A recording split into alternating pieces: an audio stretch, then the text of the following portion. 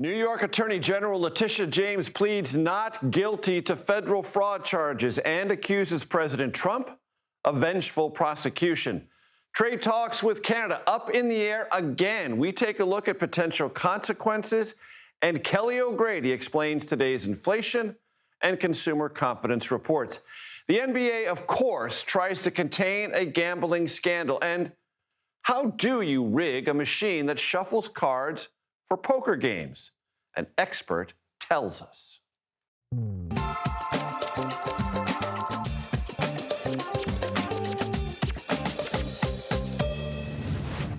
Hello, everyone. I'm Major Garrett in Washington. Welcome to the Takeout. You know I love a brief history lesson, so here we go. Stay with me. 2018, when Letitia James was campaigning for New York Attorney General, she said this about President Trump, and I quote, "I will never be afraid to challenge this illegitimate president." At her victory speech, Letitia James said this. "I will be shining a bright light into every dark corner of his real estate dealings. And every dealing, demanding truthfulness at every turn." True to her word, James launched an investigation in 2019 into the Trump Organization over a variety of accounting misdeeds. Trump sued, alleging the investigation amounted to political harassment. The court disagreed. Trump was ordered to turn over documents. He refused and was held in contempt and fined $10,000 a day until he did. Then James tried to depose Trump. He lost an effort in court to block that. At the deposition, Trump refused to answer a single question. As this investigation continued, James sent out fundraising emails about it. The case went to trial, and last year, Trump was found to have committed fraud for many years. He was ordered to pay $354 million. In August, a New York appeals court upheld the finding that Trump committed fraud, but voided the $354 million in damages as excessive. This history followed James into a federal courtroom in Virginia, where she pled not guilty this morning to federal fraud charges related to a home mortgage. Trump practically ordered the Justice Department to bring the indictment against James. In many circles, this case is viewed as payback for James's case against the president. Here is James outside the courthouse. This is not about me. This is about all of us. And about a justice system which has been weaponized. A justice system which has been used as a tool of revenge. We start tonight with our justice correspondent, Scott MacFarlane. Scott, I'm always grateful to have you here. Tell us what happened today and what's next. A pretty brief hearing. An arraignment is just that. The defendant gets rights read. Here's the schedule ahead and enters a not guilty plea. And Letitia James entered the not guilty plea to the 2 federal charges. The next hearing ahead is particularly interesting. November 13th, she's going to be in court, not in Norfolk, but in Alexandria, Virginia, where she will be making an argument in conjunction with or alongside James Comey. They're making the same argument to the same judge that they don't believe the prosecutor in their cases, Lindsay Halligan, the one-time White House aide recently appointed to be the top prosecutor in Virginia, is lawfully in her position, and they want their cases dismissed for that reason. And it appears she's eager to fight this case and its particulars in court. She has been denying any wrongdoing consistently and unequivocally ever since the allegations first surfaced and since the charging documents first surfaced. And outside the court, as part of what you just heard, she was promising and predicting vindication is coming.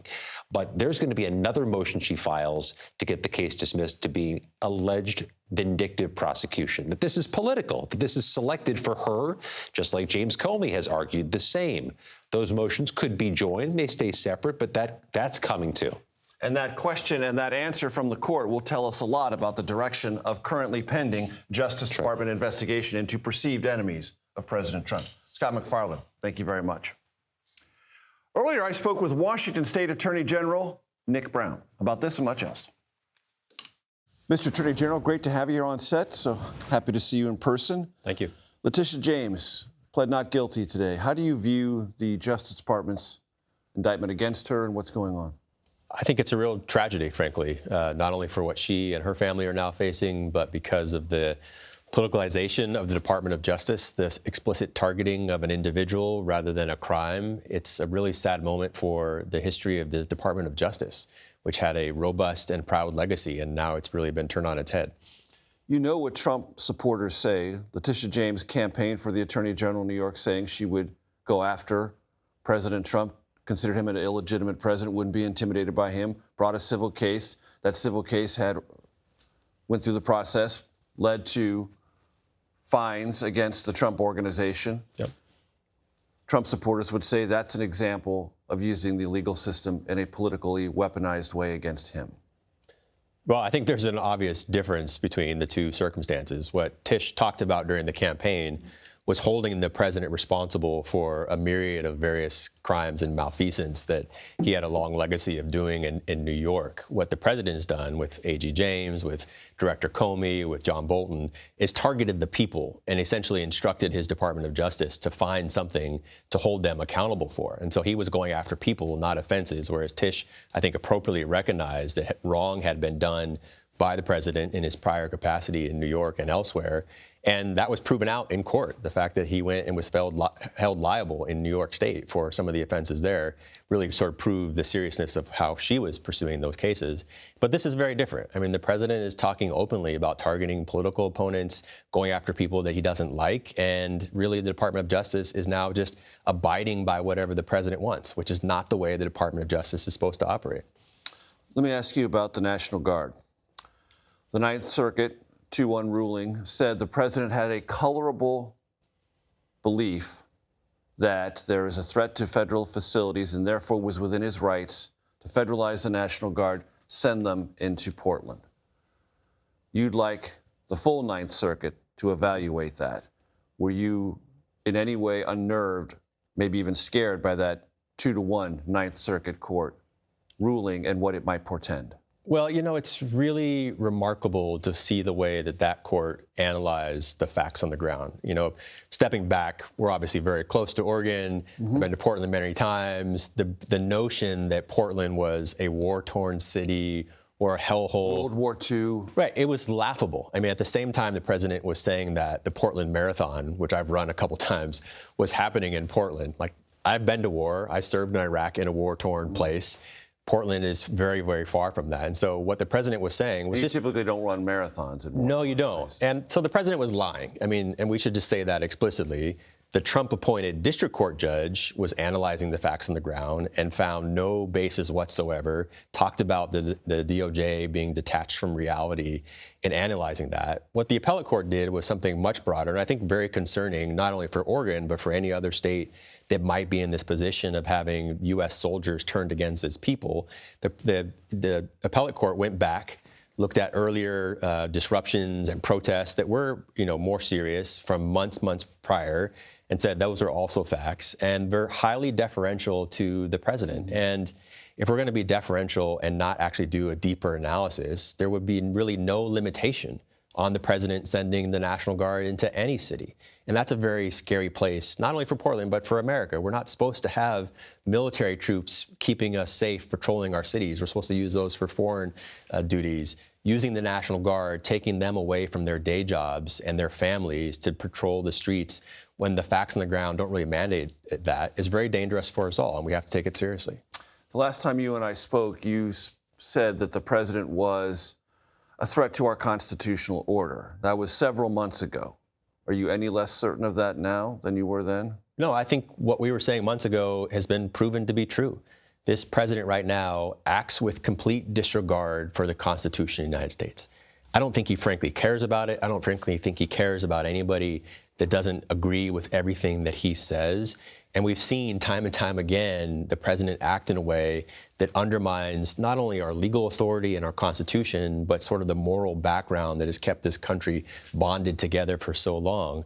And as someone who grew up professionally in the Department of Justice, I've always had a lot of admiration and affinity for DOJ's work. And so I've been really focused on what they've been doing. But really from day one, AG Bondi talked about the DOJ personnel being the president's lawyers, talked about rooting out people that don't agree with the president or didn't like the president. And it's really now bearing that fruit of going after their political opponents. And so the fact that the President of the United States leads with disregard for our founding principles saddens me as someone who serves their country in uniform and spent most of my time in public service as a lawyer. It has really, really, I think, borne out all of the sort of predictions that we talked about months ago. Washington Attorney General Nick Brown, I appreciate you coming in. Absolutely. Thank you for having me. Thanks so much. Appreciate it. Late last night on social media, President Trump said trade talks with Canada have been, quote, terminated. Annual trade between the two countries, give or take about $1 trillion, in some estimates $1.3 trillion. The trigger, a $75 million ad campaign from the Canadian province of Ontario saying President Ronald Reagan was a free trader, which in the main, he pretty much was. High tariffs inevitably lead to retaliation by foreign countries and the triggering of fierce trade wars. Then the worst happens. Earlier today, Ontario Premier Doug Ford said the province will pause this ad campaign beginning Monday in hopes of resuming trade talks. President Trump has yet to respond to that move. Regardless, here's the question. Are trade talks truly terminated? This morning, a top White House official, Kevin Hassett, said they were paused. The Kobesi letter, which tracks and reports on financial matters and has 1 million followers on X, wrote earlier this month that it found an 11-step pattern to Trump warnings about new tariffs or cessation of trade talks. You can see the post right here. The upshot, big announcement, market panic or market trading around that panic, then soothing statements, then a resolution of some kind, usually happening, all of it, just before and just after a weekend. Kobesi says its analytical performance, therefore the performance of those who follow its advice, has improved when following this quote-unquote exact playbook. For more on the state of play with Canada, we turn to Nicole Killian at the White House. Nicole, great to see you. What else do we know today about this topic? Well, I think what will be interesting, Major, is that you have President Trump set to leave for Asia later this evening, and Mark Carney, the Prime Minister of Canada, has already left for the region. They are both due to appear at a pair of summits there. So the question is whether or not they're going to talk about this issue. Now, to your point, the White House has remained mum about whether it would restart talks with Canada after the president said that those talks would be terminated. But I did have a chance to ask the president's top economic advisor, Kevin Hassett, about the president's position. Take a listen. Is this just a knee-jerk reaction? I think the frustration has built up over time. I've been involved in some of these negotiations, and the Canadians have been very difficult to negotiate with. And you look at all the countries around the world that we've made deals with, and the fact that we're now negotiating with Mexico separately reveals that it's not just about one ad, that there's frustration that's built up. So, again, Kevin Hassett there suggesting that this was kind of a buildup of frustrations that has been taking place for some time versus just a one-off because of this ad. Obviously, the Reagan Foundation and Institute sees it a bit differently, saying in a statement earlier today that it believes that this video misrepresents President Reagan's address back in 1987 and that it is pursuing legal options. But nonetheless, now that this Ontario Premier Doug Ford has said that this ad will come down, it will again be interesting to see if, in fact, the White House is willing to resume these trade talks, as the premier seems to suggest. The backdrop for all this, USMCA, that U.S.-Mexico-Canada trade agreement, conversations about that due later on this month and the next to see if it's going to be renewed or in what form. Nicole Killian at the White House, thank you so very much. I want to bring in the CEO of the Consumer Technology Association. His name, Gary Shapiro. He's currently in Canada for trade meetings. Gary, you're right in the middle of this. What is going on there? What's the reaction? What are you hearing and what are you trying to accomplish? Well, it's been quite a few days, honestly, because we started out here. Our mission was simply to try to push the trade talks forward, to express our support as Americans for a strong relationship with U.S. and Canada, and also to promote the CES, which is the biggest event in the world, business event. We get several thousand Canadians.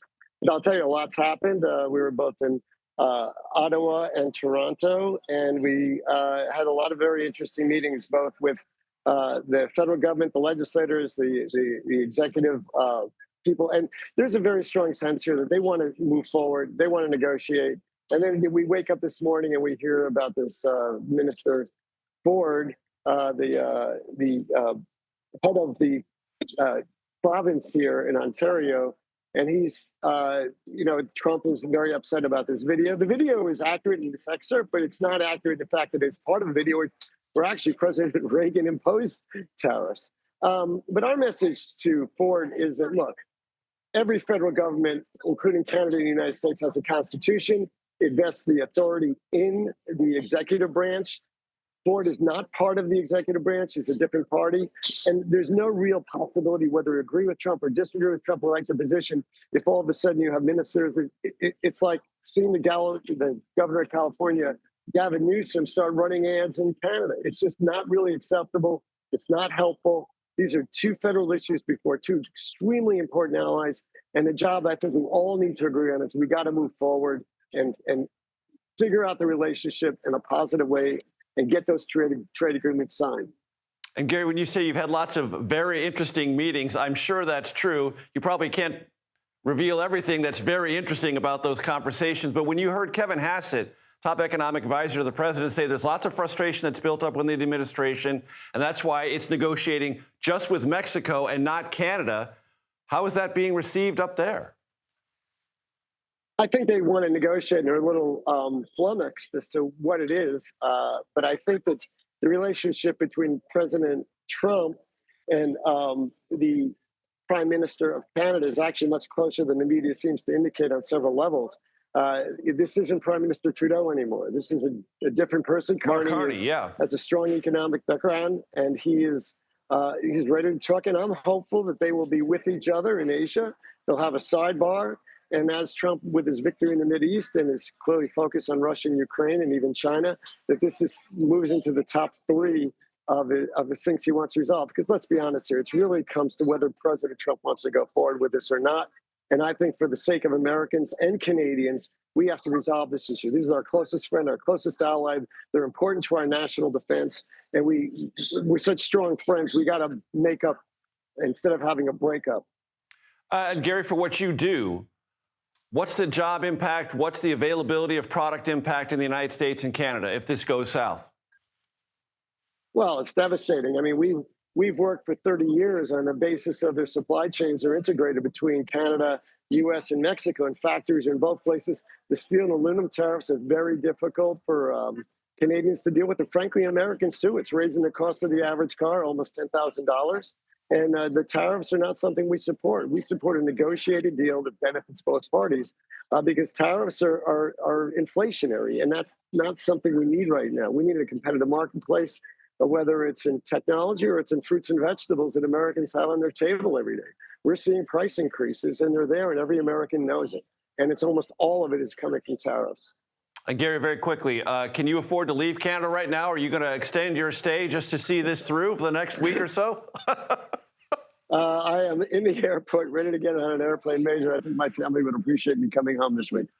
Very good. I appreciate the time, Gary. Thanks so much. Gary Shapiro, I appreciate it. Thank you. The NBA playing games tonight and all this weekend under something of a cloud of suspicion after, you heard about it, arrests in sports rigging and illegal gambling investigations. We have an NBA insider about how the fix may or may not have been in and what the criminal charges are and where they might be heading, as well as a security expert who will tell us how it can be done. You can cheat at poker games. The Labor Department releases its first significant economic report since the government shutdown began.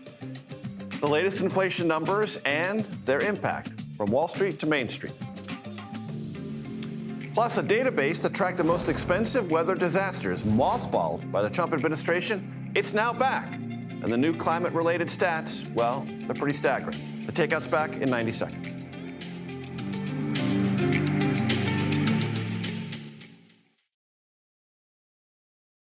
Your winning streak has ended. Your luck has run out. Violating the law is a losing proposition, and you can bet on that. That warning from the U.S. Attorney for the Eastern District of New York to more than 30 people arrested for sports rigging and illegal gambling allegations. One of those charged, NBA Hall of Famer and Portland Trailblazers head coach Chauncey Billups. He, of course, as the others have, vowed to fight the charges. Joining me now, Principal security consultant for IO Active, Ethan Shackelford. He has conducted extensive research into casino card shuffling machine rigging, and Chris Mannix, who covers the NBA as well as boxing for Sports Illustrated. Chris, you were so great last night. We had you back for another bite of this somewhat rotten NBA apple. Lots of reaction in the league last night. Get to the Terry Rozier and Damon Jones part of this. Chauncey Billups is in one category, they're in another, and it goes to the conversation we had last night about allegations that they traded in information that led to people benefiting illegally on prop bets. Yeah, I think when it comes to Terry Rozier, the NBA is as comfortable as they can be with his situation being contained to just him. The NBA obviously has known about the possibility that Terry Rozier was involved in these types of gambling situations. They've investigated themselves in the past. They couldn't come up with anything, but obviously the federal government came up with a lot more. The Damon Jones situation, I think, is a little more troubling to the NBA because Damon Jones has not been involved with the NBA for about 7 years since his time as an assistant coach with Cleveland came to an end. But he played for 10 NBA teams during his career. He coached for 4 years in the NBA. And during that time, he had a lot of relationships. He was a very popular guy in the NBA. And we know from this indictment that Damon Jones has been tapping into some of those relationships to get information. So the NBA right now, what they're focused on and what this overall league-wide investigation is focused on is just who was Damon Jones talking to and kind of how wide does this blast radius spread? And Chris, very quickly, many coaches and the NBA offices themselves have said, look, we go through extensive briefings with our teams, the general counsel and others, about what information players are in possession of that they can, or more importantly, cannot share with anyone in their inner circle. Correct?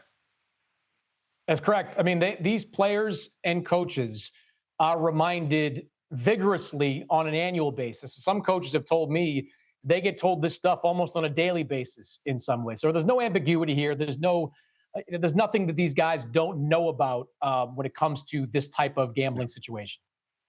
Ethan, thanks for your patience listening to Chris walk us through the NBA side of it, because for the audience's benefit, this is really two different kinds of things. There's the poker, which is fronted by some prominent NBA players. They are sort of the magnets for people to come in to play the games. But Ethan, you've done extensive research, as I said.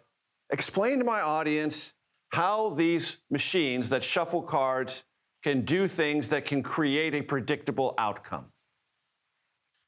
So these shuffling devices, these machines, like most other things in the world right now, are electronic devices. And in fact, in the shuffling machine that seems to have been in use in this case, includes various connectivity options and fancy features, in theory, to improve the integrity of the game, the protection of the game, and just the usefulness of the shuffler itself. However, those features can be misused by an attacker, as was done in this case, to either adjust the output of the shuffler to have a predictable outcome, or to read the output of the shuffler and transmit that elsewhere. And what can you do with that information? So certainly, if a poker player has information about the order of all of the cards in the deck, that means they know everyone else's hands, they know what's coming in the turn and the river, and essentially can make betting decisions with perfect information, and clean out everyone at the table. And Chris, this brings us to use the terminology in poker, the river, a river of information. And that's what this is connecting both of these different kinds of investigations. Information that people who are not supposed to have it can come in possession of to bet more and make more. So Chris, to your expertise and your conversations throughout the league, the average person in my audience, myself included, would say almost all the people we're talking about make or have made millions of dollars. What on earth would lead them in this direction when they're already pretty well set? Well, I think that's the operative phrase, the assumption that they're pretty well set. I don't disagree with the premise of the question that a guy like Terry Rozier, who's made $135 million already in his pro career, should not be, according to the indictment, giving out information that leads to a couple $100,000 in bets, which he'd only get a portion of. Chauncey Billups had a very successful NBA career, had a successful broadcasting career, and is now a successful NBA coach. He should not be involved with these types of poker games and maybe unwittingly delivering some information of their own. The only thing I keep hearing from NBA coaches and executives over the last 24 hours is that you never really know how much money these guys actually have. You never really know how much they've lost over the course of their career. You can only surmise that both of these guys, and probably many others, don't have quite as much money as people think they do. And Ethan, two questions for you. If you are an experienced poker player, and I've met a few in my life, I used to live in Las Vegas way back in the day in the 80s, can you detect if you're in the presence of something that has been manipulated as you've described with this machine shuffling? And second question, is there a way to make them unhackable or make them unmanipulatable, the machines? So to answer your first question, I think separate from the technology side of things, an experienced poker player, I think, would know or would realize when a particular player is winning far too often statistically, or they are losing far too often statistically. So in that way, even a perfectly concealed sort of cheating mechanism leveraging a modified shuffler could still be detectable. To answer your second question, I think there are two prongs here. The first is that I won't claim that anything is unhackable, but certainly there are steps that can be taken in any piece of equipment, any electronics, to make it much harder for an attacker to be able to leverage these things. And that's part of the services that we provide at IOActive is giving that information to help our clients defend themselves. The second point is a human one. Whether or not the shuffler can be hacked, so long as the dealer riffles the deck after the shuffle comes out, really most of what can be done with a shuffler is negated. So I think having trusted partners, something like a casino rather than an underground game, can mitigate a lot of this as well. Another connective tissue in these two stories, trust and temptation. Ethan Shackelford, Chris Mannix, both excellent. Thank you for your time. I really appreciate it. Inflation persists, but new data reveals it's a little cooler than expected. Wall Street sees more Fed rate cuts ahead, but are consumers feeling squeezed? We'll talk about it next year on The Takeout.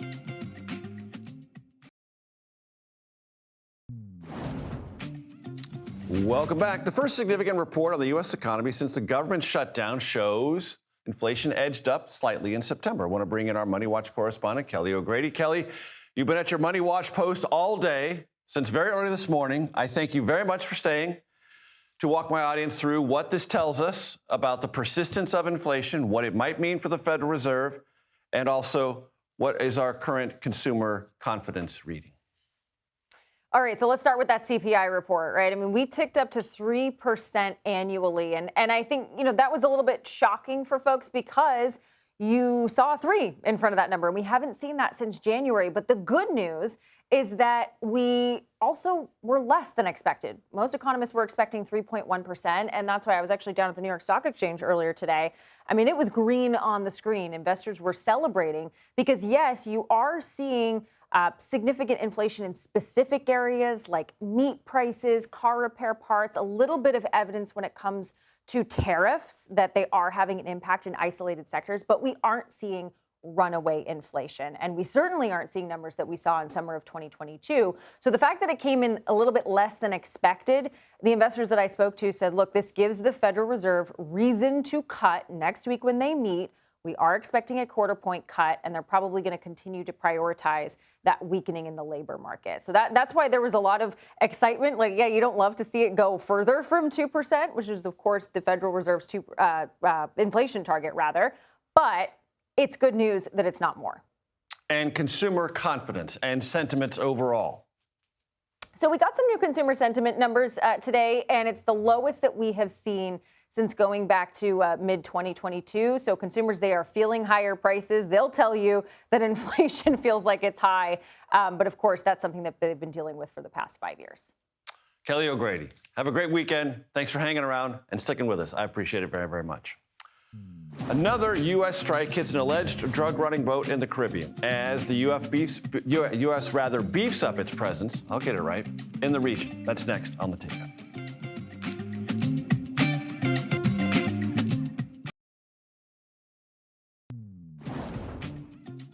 Welcome back to The Takeout. Thanks for hanging out with us. Here's a look at what else we and now you are watching this evening. U.S. forces struck a 10th suspected drug boat in the Caribbean Sea, killing all 6 on board. It was the first night strike of its kind and the 3rd this week. As part of the Trump administration's campaign to target cartels, it now labels designated terrorist organizations. In another development, the Pentagon is sending the world's largest aircraft carrier to the Caribbean. The Gerald Ford Carrier Strike Group was sent, it is said, to assist administration efforts to target boats it says are smuggling illegal drugs. House Minority Leader Hakeem Jeffries has endorsed Zohran Mamdani for New York City mayor. Jeffries, the Democrat representative from New York, gave the nod after months of pressure and anticipation. Early voting begins Saturday. In a statement to the New York Times, Jeffries acknowledged that the two had, quote, areas of principled disagreement, but that Mamdani had won a, quote, free and fair election in the Democratic primary.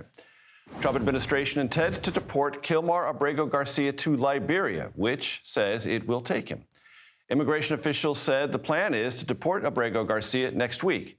He was wrongly deported to El Salvador, then returned to the United States. Abrego Garcia has been living in Maryland with his wife and kids while fighting his legal battle. A federal judge blocked his removal while he awaits trial on human smuggling charges. Abrego Garcia has pleaded not guilty. Climate data collection was canceled by the Trump administration, but the impact of wild weather is still being counted, and the cost keeps adding up. The record-breaking numbers next here on The Takeout.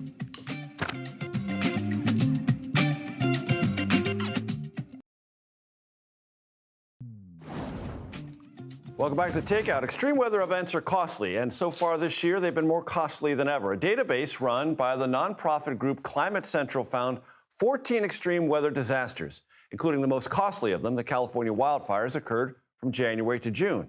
Price tag, more than $100 billion in damages. Worth noting, this database was revived by scientists at Climate Central after the Trump administration decommissioned it earlier this year. I want to bring in environmental correspondent David Schechter. David, always great to see you. How did this database die, and then how was it revived outside of the federal government? Well, I mean, this is a list that's been tracked for many, many years, 30 years or more, tracking these billion-dollar events. The significance of the list is that it shows how our climate is getting warmer. There's a corresponding increase with disasters as the planet gets warmer. That's because climate change, which isn't the cause of hurricanes or floods or fires, does frequently make these events more destructive. So the Trump administration stopped updating the federal database. They said their priorities had shifted.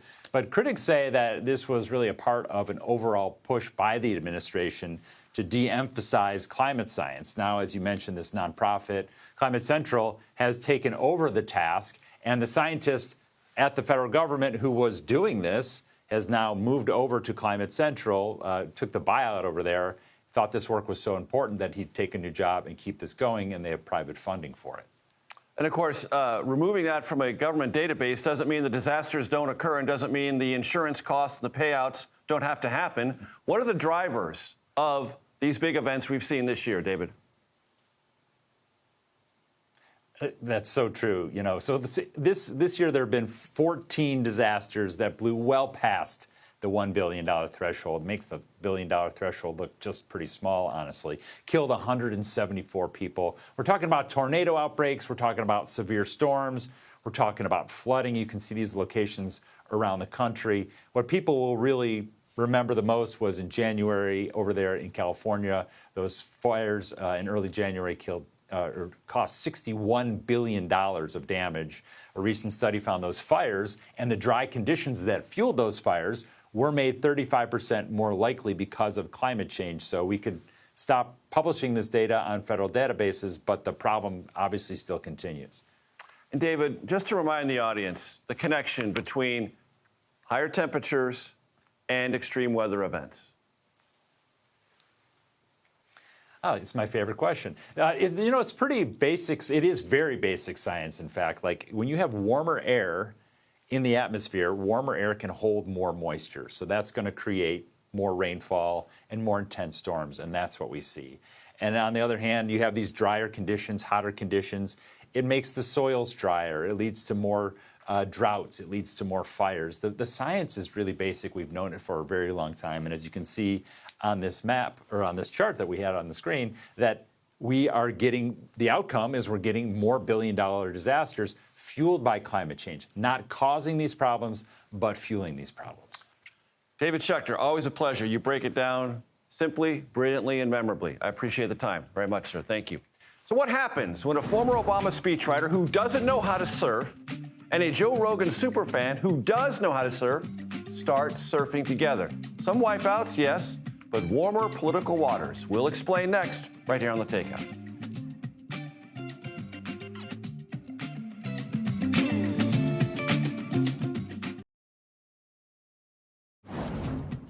Welcome back to The Takeout. Surfing is about nature, and nature's indifference to each and every surfer. Waves don't care if you're a Republican or a Democrat, but riding them can do something about the distance politics sometimes creates. The author of this book, It's Only Drowning, David Litt, knows this firsthand. Here's our conversation. David, I love the book. It's about things that I care about: surfing and water, politics, and family relations in this political time. Tell my audience about it. So, well, first of all, thank you so much for having me. It's always good to talk. And this one, I imagine you were surprised when I said, hey, I have a new book out. We've talked before about speeches or politics. This one's about me trying to learn to surf at the advanced age of 35. And you did. Mad props for that. So much respect. Yeah. Now, I actually don't know this. Are you a surfer? Have you No, ever? I'm only a body surfer. I grew up in San Diego, but I never got on a board. Okay. So I didn't know this before I started surfing, but the correct age to learn to surf, the best age, is between ages 7 and 9. Mm-hmm. Right? So 15 is kind of old. 20 is really old. 35 when I started, that is very over the hill. And like I said, I got into it because I did not know what a bad idea this was. And the book ended up being about both my journey of, I decided I wanted to surf an overhead wave on Hawaii's North Shore, which is like a legit wave. You know, it's, they make them bigger, but that's a consequential wave. But it also is about my friendship that I never imagined would end up occurring with my brother-in-law, Matt, because he ended up being kind of my guru and surf partner through all of this. He's a much better surfer than I am. And the two of us are completely unalike in ways that are both political and have nothing to do with politics. Walk my audience through those differences. Yeah, so the easiest way to explain it, I once threw out my back lifting a bag of cat litter, and Matt once threw out his back training to become an ultimate fighter. So we're very different people. We have very different levels of physical skill and athleticism. But also, you know, the example I just gave you, the cat litter and the ultimate fighting, that didn't used to code politically. And now you can pretty much guess just from that, right, which one of us is a Democrat, which one of us is not a Democrat. Matt, to be fair, is not like a hardcore conservative, but he's a Joe Rogan super fan. It's not hard to guess from that experience which one of us got vaccinated and which one didn't. Right. And just from that one little thing, which I think says so much about where we are as a country today, that almost every formerly small divide feels like evidence of a big divide. And that's definitely how it felt for me and for us immediately in the wake of the pandemic, which is also when I started surfing. And a lot of this book is about the question of whether we can overcome those divides. Right. And as I read the book, it sounded as if your relationship with Matt, before it got deeper, was essentially monosyllabic. That's right. I mean, we're guys, so it's not like that many syllables are involved anyway. Right. But it was, it wasn't that Matt and I, and I should just sort of set the stage here. So Matt is my wife's younger brother. I met him in 2012, and it's not that we didn't like each other or get along, it's just that we didn't really have a lot in common, so we kind of said like, oh, we're in the same space at the same time, kind of like those YouTube videos where like a duck and a cat hang out, right? But they're not like friends, they just sort of coexist. Right. And so it'd be like, oh, how's work, how you doing, whatever. I never in a million years thought that we would be, like traveling together, let alone surfing together all over the world. And I think it probably surprised him quite a bit also, and in particular because right before I started surfing, which was also right after the pandemic, and it's when the debate over vaccines, I think, was at its not just loudest, but most personal. It felt like it was a moment, the way I put it in the book, it felt like we'd been drafted into opposite sides of this cultural civil war, right? Where for me, and I say this, and I say it now, I was not right to think this. I think it was a incorrect view on my part. But at the time, it felt almost like I had a responsibility not to be too friendly with someone who believed the things that Matt believed. Right. And part of the book is about me changing, I think. Part of it is about me learning how wrong I was. Yeah, and I think this idea that the differences that we all have, right? I mean, I think it's hard to find an American family today where there are not people who have real differences within it.